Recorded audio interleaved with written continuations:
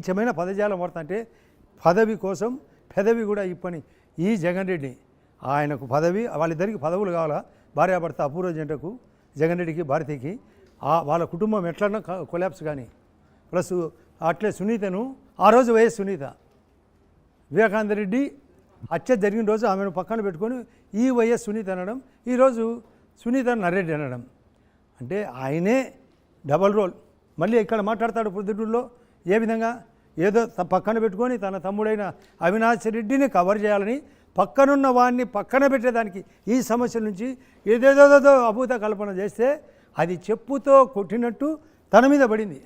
చెప్పుకునేది ఎందుకు ఏదో కవరేజ్ కాలే ఎందుకు తన అంతరాత్మకు తెలుసు అతనే చంపించినాడు కాబట్టి. కానీ జిల్లా ప్రజలందరికీ తెలుసు అంటున్నారు మీరు. అదే జిల్లా ప్రజలందరికీ తెలుసు ఆయనే వాళ్ళిద్దరు చేసినారని.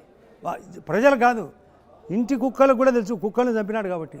కుక్కలకు కూడా తెలుసు. ఇంకా ప్రజలకు అంటున్నాడు జిల్లా ప్రజలు ముఖ్యంగా పులివెందుల్లో పూలంగల్లని ఒక కూడలి ఇప్పుడు జూబ్లీ హిల్స్ చెక్ పోస్ట్ మాదిరి అక్కడ ఎవరిని అడిగినా ఆ పూలదండని అడిగినా తెలుసు వీళ్ళే చేసినారని.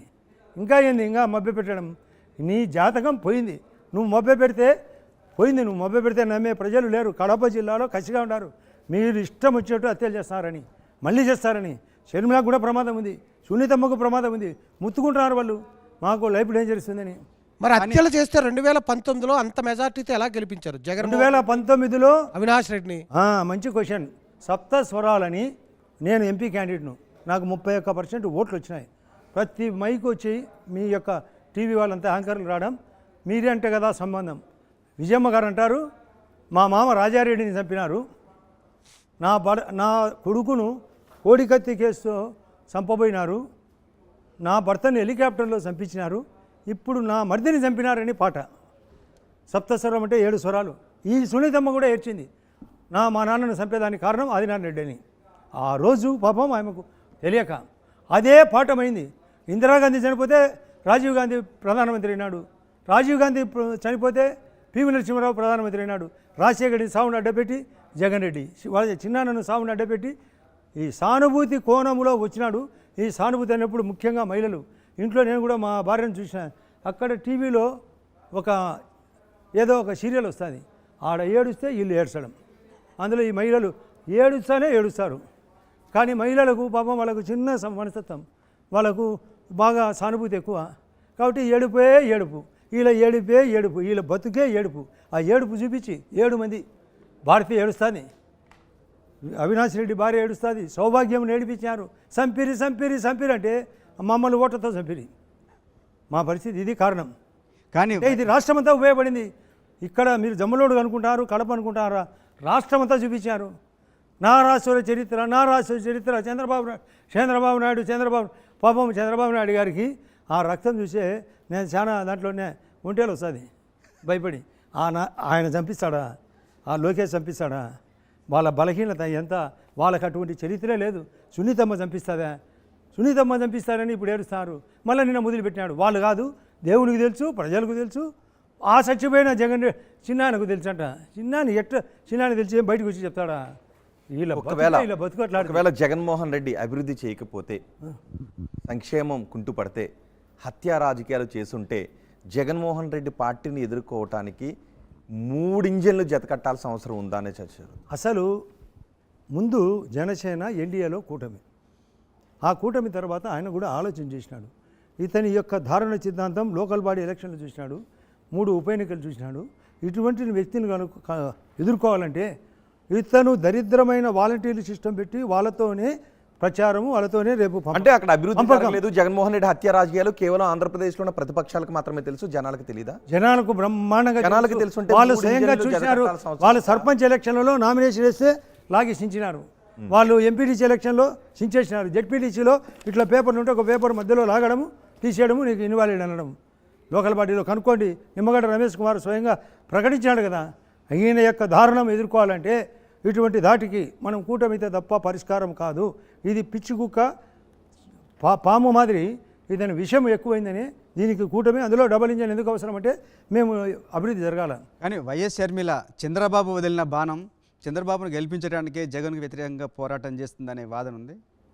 అసలు షర్మిలమ్మ ఆ రోజు జగన్ రెడ్డి వదిలిన బాణం, అన్న వదిలిన బాణం. ఆ తర్వాత అన్న వదిలేసిన బాణం, ఈరోజు అన్న మీదికి వచ్చిన బాణం. నీవు ఆమెను హీనంగా చూస్తే కుక్క కూడా తిరగబడుతుంది. మహిళ ఎందుకు తిరగబడదు? సొంత సోదరి, ఆమె కూడా రాజశేఖర రెడ్డి కూతురు, ఆమె కూడా గడుచున్నాయి. నీ ఇష్టం వచ్చింది, నీ భారతీయ మాట విని. రాజ్యాంగం ఇక్కడ ఏం లేదు, అంబేద్కర్ రాజ్యాంగం ఇక్కడ అంతా భారతీయ రాజ్యాంగమే. ఆ భారతీయ రాజ్యాంగం ఎక్కువ ఏళ్ళకు ఆమె తిరుగుబాటు వచ్చింది. అందులో కారణమే ఆమె బాధతో అసలు ఏ దాంట్లో కూడా నాకు సీట్ అడిగితే నన్నేమో తిప్పిరి. ఏం భారతీయ తిరిగిందా? భారతీయ ఏమన్నా ఎలక్షన్ ప్రచారం చేసిందా? కానీ ఈ ఎన్నికల్లో భారతి కూడా ప్రచారం చేస్తుందని అంటున్నారు. ఏమి చేస్తుంది? ఆమెతో కలిసి 1% చేయలేదు. షర్మిలమ్మ పాపం మేము స్వయంగా చూసినాం. ప్లస్ బై ఎలక్షన్కు ప్రతి ఆయన జైల్లో ఉన్నప్పుడు బై ఎలక్షన్ చేసింది, పాదయాత్ర చేసింది. ఇక్కడ తెలంగాణలో పోతే రాళ్ళు విసినారు, అది కూడా చేసింది. ఓదార్పు యాత్ర కూడా చేసింది. అటువంటి ఆమెను పక్కన పెడితే ఎందుకు తిరుగుబాటు చేయదు? కానీ షర్మిల వెనుక టీడీపీ కానీ బీజేపీ కానీ జనసేన కానీ ఉన్నాయా లేదా? అసలు ఆమె ఆమె కాంగ్రెస్ పార్టీ, ఆమె వెనకాల వాళ్ళ పెద్దలు ఉన్నారు. మేమెందుకుంటాం? అది ఎట్లుంటుందంటే భావ సారూప్యంలో ఒక దరిద్రుని ఎదుర్కొనే దానికి భావాలు ఒకటే ఉన్నాయి, కానీ మాకు భాష ఏమి లేదు, సఖ్యత ఏం లేదు. ఎవరి యాంగిల్ వాళ్ళది. జగన్ ముఖ్యమంత్రి అయ్యాక మీ మీద కేసులు పెడతారు భయంతోనే మీరు బీజేపీలోకి పోయారని చర్చ కూడదు, మీరేమంటారు? అసలు అప్పటికి జగన్ అప్పటికే మా మీద కేసు పెట్టినాడు కదా. అతను కాకముందే అతను చుట్టూ విచారణ జరిగింది కదా. డిసెంబర్లో గవర్నమెంట్ 2019 మేలో వచ్చిన తర్వాత డిసెంబర్లో నా మీద విచారణ చేసినారు. దొంగ క్వశ్చన్లు అడుగుతున్నారు. అప్పటికే నేను పార్టీలో చేరుండా. ఇతటువంటి దరిద్రునికి ఒక మంచి పార్టీ సిద్ధాంతం అవసరము, ఎవరికైనా అవసరం. అసలు ఫాస్ట్గా పోయేటప్పుడు వెహికల్లో, 4 వీల్ వెహికల్లో సీట్ బెల్ట్ అవసరం, 2 వీలర్లో పోయినప్పుడు హెల్మెట్ అవసరము. రక్షణ కోసము, ఇటువంటి దరిద్రుని ఎదుర్కొనే దానికోసం ఒక మంచి పార్టీ అవసరం ఉందని నేను పార్టీలో చేరినాను కూడా. పరిస్థితుల ప్రభావం. అతను రఘురామకృష్ణరాజు వైఎస్ఆర్ పార్టీని తీసుకొని పోయి ఇక్కడ కూర్చోబెట్టి అసలు హార్ట్ పేషెంట్ను, అప్పుడే బైపాస్ పేషెంట్ను కూడా గుద్ది చంపబోయినారు. అటువంటి క్యారెక్టర్ ఉండే ఈ జగన్ రెడ్డి కోసం ఈ రాష్ట్రంలో ఒక కాపాడే జై శ్రీరామ్ పార్టీ భారతీయ జనతా పార్టీ. కాబట్టి నేను ఆలోచించే చేసిన. ఆదినారాయణ రెడ్డి గారు, ఓకే, మీరు కాంగ్రెస్లో ఉన్నారు, గెలిచిన 3 సార్లు కూడా జమ్మలమడుగు నుంచే గెలిచారు. వైఎస్ కాంగ్రెస్ నుంచి కానీ, లేదంటే ఆయన కుమారుడు వైసీపీ నుంచి కానీ అక్కడ నుంచి గెలిచారు. తర్వాత మీరు టీడీపీలోకి రావడానికి కారణం ఏంటి? అసలు లోకల్ బాడీ ఎలక్షన్లు జమ్మలమడుగులో మేము వైఎస్ఆర్ పార్టీ తరఫున 9 కార్పొరేషన్లు, 11 టీడీపీ గెలిచింది. ఒక అతను బయటికి వెళ్ళిపోయిన తర్వాత వాళ్ళు 10, మేము 11 అయినాం. కారణం నాకు ఒక ఓటు ఎమ్మెల్యేగా, అవినాష్ రెడ్డికి ఒక ఓటు. మేము 11, వాళ్ళు 10 అయినారని ఎలక్షన్లు దారుణం చేసినారు. పోలింగ్ దారుణం చేసినప్పుడు కనీసము జగన్ రెడ్డి మా మీద ఒకవైపు బాంబింగ్ జరిగింది, ఒకవైపు చెప్పులు విసిరినారు. మొత్తము రాళ్ళు విసిరితే అద్దాలు పగిలినాయి. అత్యంత ప్రమాదం ఏర్పడింది. ఒక్క ఫోన్ కాల్ కొట్టినా.